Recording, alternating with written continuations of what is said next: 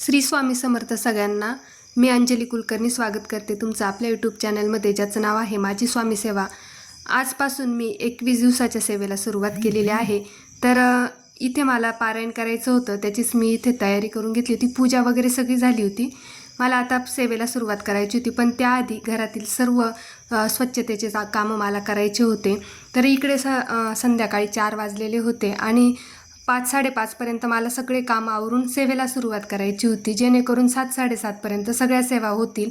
4 वाजता मिस्टरांना मळ्यात जायचं होतं कामासाठी. ते पण मला म्हणत होते की मळ्यात चल असं, आणि पहिल्यांदा मी नाही म्हटले जाण्यासाठी, कारण मला सेवा पण तेवढीच गरजेची होती आणि सुट्टी होती. त्याच्यामुळे ही सेवा मी आजच्या दिवस संध्याकाळी करणार आहे. उद्यापासून या सेवा मी सकाळीच करणार आहे, म्हणजे संध्याकाळी वेळ मिळतो नाही मिळत, त्याच्यामुळे जेवढं शक्य होईल तेवढं मी सकाळीच सेवा करणार आहे.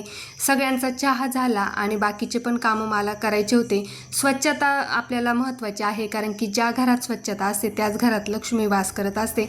आणि आपल्या महिलांना पण जर घरात स्वच्छता असली आणि आपण जर सेवेला बसलो तर इकडे तिकडे मन भरकटत नाही, आणि इकडे तिकडे मन जर भरकटलं तर सेवा केलेली काहीच उपयोगाची नाही. त्याच्यामुळे घर स्वच्छ महत्त्वाचं आहे.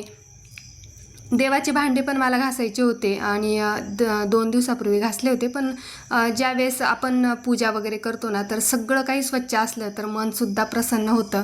आणि पूजा जी करतो ना आपण, तर ती काही त्याचा आनंद समाधान काही वेगळंच असतं. त्याच्यामुळे जेवढं शक्य होईल तेवढं मला क्लिनिंग करायला जास्त आवडतं. आणि सेवा असली, कुठलाही संकल्प करायचा असला ना, तर आधी मला क्लिनिंग जास्त महत्त्वाचे वाटते.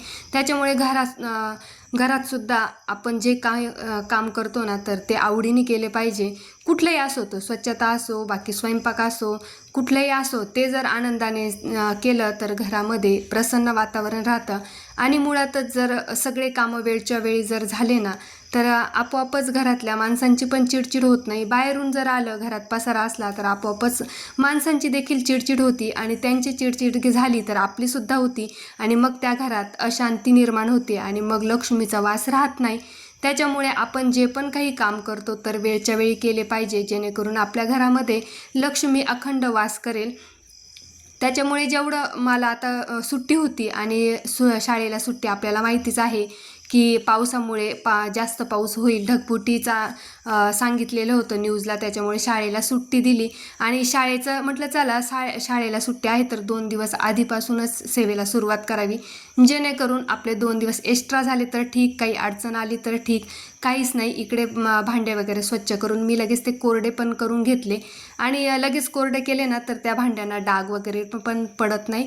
त्याच्यामुळे मग मी स्वच्छ कपड्याने ते घासल्यानंतर लगेचच पुसून घेते, आणि मग ते 2-3 दिवस जरा चांगले राहतात. जर ओलसरच तसेच वापरायला घेतले ना, तर ते डाग लगेच पडतात आणि 2-3 दिवसातच इतके खराब होतात, ते बघवत नाही. कोणी म्हणेल मग 8-10 दिवसापासून भांडे घासलेलेच नाही, इतके खराब होऊन जातात. त्याच्यामुळे ते लगेचच्या लगेच पुसलेलं चांगलं असतं, आणि मग ते 4-8 दिवस जरा बरे पण दिसतात. आणि इकडे मिस्टरांनी ना 3 डझन गजरे आणून ठेवलेले होते, आणि आता फेकायला मनसुद्धा माझं होत नाही आहे. बघा, ते गजरे आता वापरून वापरून किती वापरणार आहे. आणि मग जवळजवळ 1 डझन मला म्हणजे फेकण्यात गेलेले आहेत. त्यांना सांगत असते मी काही एवढा आणत नका जाऊ, पण ते जर नाशिकला गेले ना, तर ते आणूनच ठेवतात, जेणेकरून आपल्याला 15 दिवस तरी पुरेल. पण मग गजरे लगेच खराब होऊन जातात. त्याच्यामुळे त्यांना मी सारखी बोलत असते की थोडे थोडे आणत जा. आणि आता एवढं फेकायला पण मन होईना माझं. आणि गजरे मला खूप आवडतात. गजरे असले तर माझी पूजा पण साग्र संगीत असते. तर ते म्हणे शाळेत लावून जायचं, आता शाळेत कुठे गजरे लावणार. तर फेकण्याआधी स्मेल घेतला छान, आणि मग फेकले. आणि वेळेवर आता ते फुलंसुद्धा नव्हते, कारण हे फेकल्या गेले, आणि सकाळी जेवढे पण फुलं होते तेवढे मिस्टरांनी म्हणजे वाहून दिले. आणि आता मला संध्याकाळच्या पूजेला फुलं नाही, बाहेर जायचं, तर पावसाचं वातावरण, ते म्हणे बाहेर जाऊ नको, कधी पण पाऊस येईल, त्याच्यामुळे मग बाहेर नको जाऊ म्हणे. आणि ते गेलेले होते मळ्यात, त्यांना काही फुलं आणून द्यायला वेळ नव्हता. शक्य होतं ना तर ते आणूनच ठेवतात, जेणेकरून मग अशी घाई होत नाही. आणि 9 तारखेला सेवा करायच्या होत्या ना, तर त्याच्यामुळे ते फुलं मी 9 तारखेला गजरे वगैरे सांगून ठेवलेले होते दुकानात जाऊन. तर आता म्हटलं 2 दिवस आधी सुरुवात केली तर आता फुलंसुद्धा नाही. इकडे सगळं झाडझूड संध्याकाळचे जे पण काही काम आहे तर ते मी करून घेतले होते, जेणेकरून घरात कोणी आलं तरी प्रसन्न वाटलं पाहिजे. आणि देवदेव करून फक्त उपयोग नसतो, तर घरातले सुद्धा कर्तव्य तेवढेच महत्त्वाचे असतात. खालचे सगळे झाडझूड फरशी वगैरे क्लिनिंग सगळं झालेलं होतं. आता वरती देवघर आवरत होते आणि देवघरसुद्धा माझं तेवढं स्वच्छ असतं. रोजच क्लिनिंग असते देवघराची म्हणजे देवांची पूजा जेव्हा करतात तेव्हा मिस्टर सगळं स्वच्छ करूनच देवांची पूजा वगैरे करतात. त्याच्यामुळे ऑलरेडी सगळं स्वच्छता असतं. पण मग परत एकदा फरशी वगैरे क्लीन करून घेतली आणि मगच म्हटलं आता पूजेला सुरुवात करू. पूजेला सुरुवात केली आणि आपण पूजेला जेव्हा सुरुवात करतो ना तर त्यावेळेस दिवा प्रज्वलित करून घेतो, कारण आपण जी पण सेवा करतो तर ती दिव्याच्या साक्षीनेच करत असतो. त्याच्यामुळे दिवा प्रज्वलित करून घेतला आणि इकडे संकल्प करायचा होता मला सेवेचा. तर तिथे सुद्धा मी शुद्ध गाईच्या तुपाचा दिवा लावला. आणि तुम्हाला माहिती आहे मी प्रत्येक व्हिडिओमध्ये तुम्हाला सुद्धा शुद्ध गाईच्या तुपाचा दिवा लावण्यास सांगते, कारण आपण ज्यावेळेस शुद्ध गाईच्या तुपाचा दिवा लावतो ना त्यावेळेस घरात वातावरण म्हणजे सकारात्मक होतं, म्हणजे पॉझिटिव्ह होतं. कारण की तुम्हाला माहिती आहे गाईला किती हिंदू धर्मामध्ये पवित्र मानलं जातं. आणि आपण शुद्ध गाईच्या तुपाचा दिवा लावला तर आजूबाजूला सगळं वातावरण जे आहे तर ते पॉझिटिव्ह होतं. आणि हवा इतकी चालू होती पावसामुळे वातावरण, त्याच्यामुळे ना खिडकीतून हवा येत होती, दिवासुद्धा राहत नव्हता. आणि स्वामीचरणी हीच प्रार्थना केली की आज ढगफुटी झाली नाही, काही झालं नाही, तर त्याच्यात मला खूप आनंद आहे. की किती जीवितहानी झाली असते, काय झालं असतं तर ते सगळं टळलं. तर हे स्वामींचीच कुठेतरी कृपा. इथे संकल्प करून घेतला. आणि तुम्हाला माहिती आहे संकल्प करताना स्वतःचं नाव, गोत्र आणि मनातील इच्छा सांगून आपण हा संकल्प करत असतो. आणि हाच तुम्हाला पण सांगत असते असा संकल्प करायचा अगदी साध्या आणि सोप्या पद्धतीने. इथे मी संकल्प करून घेतलेला आहे. ज्या पण मला सेवा करायच्या आहे तर त्याचा सगळा संकल्प मी इथे करून घेतला. आणि संकल्प केल्यानंतर जे पण काही पाणी आपलं ताम्हनात असतं तर ते पाणी आपल्याला झाडांना टाकायचं असतं, इकडे तिकडे टाकायचं नसतं. ते पाणी तुम्ही झाडांना अर्पण करायचं आहे. फक्त तुळशीला न टाकता दुसऱ्या कुठल्याही एखाद्या झाडाला टाकायचं आहे. हाच संकल्प करताना उजव्या हातात शुद्ध पाणी, हळद, कुंकू, अक्षता घेऊन हे सगळं संकल्प आपल्याला करायचा असतो. माझे जे पण काही आता सेवेच्या आधीचे जे काम आहेत म्हणजे क्लिनिंग आहे, परत सेवा करायच्या आधी ज्या पण काही पूर्वतयारी असते ती पण माझी झालेली आहे. संकल्प कसा करायचा ते पण मी तुम्हाला सांगितलेलं आहे. अगदी साध्या आणि सोप्या पद्धतीने मी संकल्प केलेला आहे. आणि कोणीही हा संकल्प करू शकतं, म्हणजे ज्याला लिहिता वाचता येत नाही ताई आणि आम्हाला सेवा करायची आहे. सेवा म्हणजे आता ज्याला लिहिता वाचता येत नाही तर त्यांनी तारक मंत्राची सेवा सुद्धा केलेली तितकीच फलदायी असते. त्याच्यामुळे जास्तीत जास्त आपल्याला जास्तीत जास्त आपल्याला सेवा करायची आहे. कोणत्याही करा तुम्ही. आता तारक मंत्र पठण जरी नाही करता येत तर ऐकून ऐकून आपला तो पाठ सुद्धा होतो. ज्याला लिहिता वाचता येत नाही ते सुद्धा सेवा करू शकतात आणि खरंच खूप फळ आपल्याला चांगलं मिळतं या सेवेचं. तर आता मी 21 दिवसाच्या सेवेचा संकल्प केलेला आहे आणि मी स्वामींना हेच सांगितलेलं आहे, कारण की ड्युटी, घर, मुलं सांभाळून सगळ्या सेवा करणं खूप अवघड जातं. त्याच्यामुळे स्वामींना हीच प्रार्थना केली की हे स्वामी महाराज की जे पण काही आहे माझ्या सेवा थोड्या आहे, जास्ती काही करणं माझ्याकडून शक्य नाही, पण ज्या पण काही थोड्या सेवा आहेत तर त्या निर्विघ्नपणे पार पाडा, हीच स्वामीचरणी मी प्रार्थना केली. आणि सेवा कोणत्या करणार आहे मी तर तारक मंत्र पठण करणार आहे. आता जितक्या वेळेस शक्य होईल तितक्या वेळेस मी करणार आहे, पण आज म्हणजे 11 वेळेस मी तारक मंत्र पठण करण्याचा संकल्प केलेला आहे. आणि श्री स्वामी चरित्र सारामृत 21 पारायण करण्याचा संकल्प मी केलेला आहे. आणि तुम्हाला तर मी सांगितलेलंच आहे या सेवेचा किती मोठा फळ आपल्याला मिळत असतं. गुरुचरित्रातील 14 आणि 18 ते मी पठण करणार आहे. या सेवेचा मी संकल्प केलेला आहे. आता करते ते आपले स्वामी महाराज आहे. संकल्प मी केलेला आहे पण स्वामी महाराज माझ्याकडून करून घेतील हा देखील विश्वास मला आहे. त्याच्यामुळेच मी ह्या सेवा करणार आहे. 21 दिवसाची सेवा आहे, म्हणजेच 29 जुलैपर्यंत या सेवा करायच्या आहे. पण मी 2 दिवस आधी का सुरुवात केलेली आहे की 2 दिवस काही इमर्जन्सी येऊ शकतं, त्याच्यामुळे हे 2 दिवस मी आधी सेवा सुरुवात केलेली आहे. आता तुम्ही मला खंड पडला तर चालेल का, पण जर इमर्जन्सी जर आपल्याला जर एखादी इमर्जन्सी आली ना तर स्वामी महाराज पण ती स्वीकारून घेता. फक्त भाव शुद्ध पाहिजे आणि स्वामी महाराजांना अडचण जर आली तर स्वतः स्वामी महाराज आपली बघत असतात आणि परीक्षा खूप घेतात. आता जर आपल्याला वाटलंय का 21 दिवसाचा संकल्प केलेला आहे, पण त्याच्यामध्ये बऱ्याच अडचणी येण्याचा प्रयत्न करतील, पण त्या अडचणींना मात करून आपल्याला सेवा चुकवायची नाही, सेवा आपल्याला करायचीच आहे. आता या सेवेचा नियम अटी मी तुम्हाला, म्हणजे आता माझं कसं आहे, मी परान्न हे घेतच नाही, कधीच घेत नाही, पण काही ना काही कारणावरून आपल्याला घ्यावं लागतं, कारण की कोणाचं मन दुखवायला पण नाही आवडत. पण मग ज्यावेळेस आपण ही सेवा करतोय तर 21 दिवस मी परान्न वर्ज करणार आहे. आणि परान्न मला म्हणजे आता सगळ्यांना टोटल माहीत झालेलं आहे की कोणाचं घरचं खात नाही, त्याच्यामुळे. पण जर आता तुम्हाला जर परान्न तुम्ही वर्ज केलंय आणि एखाद्या वेळेस जर ती परिस्थिती ओढवून आली का कोणाच्या इथलं खावं लागणार आहे, तर 3 वेळेस गायत्री मंत्र म्हणायचा आहे आणि मगच ते अन्न प्राशन करायचं आहे. कारण की जो काही दोष असेल परान्नाचा तर तो आपल्याला लागत नाही, त्याच्यामुळे गायत्री मंत्र म्हणायचा आहे आणि त्याच्यानंतर ते अन्न ग्रहण करायचं आहे. आता मांसाहार वर्ज, आता माझा तर विषयच येत नाही मांसाहार वगैरे, ते आपण मी तर कधी बघितलेलं पण नाहीये.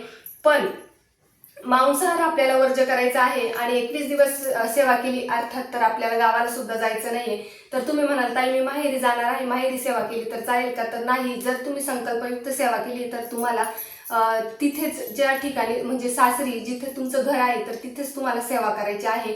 आता 21 स्वामी चरित्र पारायण करणार आहात तुम्ही आणि इमर्जन्सी गावाला पण जावं लागलं तर तुम्ही करून जा, फार काहीसा वेळ लागणार नाहीये, 1 तास लागतो श्री स्वामी चरित्र सारामृत पारायणाला.